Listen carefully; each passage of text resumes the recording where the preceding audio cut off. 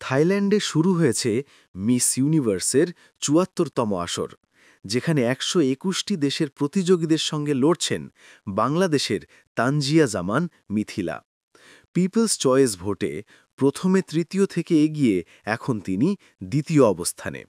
Vote চলছে ১৯ November পর্যন্ত। শুধু পিপলস চয়েস নয়, best national costume, best congeniality, best evening gown ও বেস্ট স্কিন বিভাগেও শীর্ষ অবস্থানে আছেন মিথিলা। ভোটে এগিয়ে যাবার পর আবেগঘন প্রতিক্রিয়ায় তিনি বলেন, আমি বিশ্বাসই করতে পারিনি। দেশের মানুষ যে ভালোবাসা দিচ্ছেন তা অবিশ্বাস্য। আমি শুধু চাই এই ভালোবাসাই আমার শক্তি হয়ে থাকুক। মিস ইউনিভার্স বাংলাদেশ জানিয়েছে, মাত্র ২৫,০০০ ভোটেই মিথিলা পৌঁছে যাবেন প্রথম স্থানে।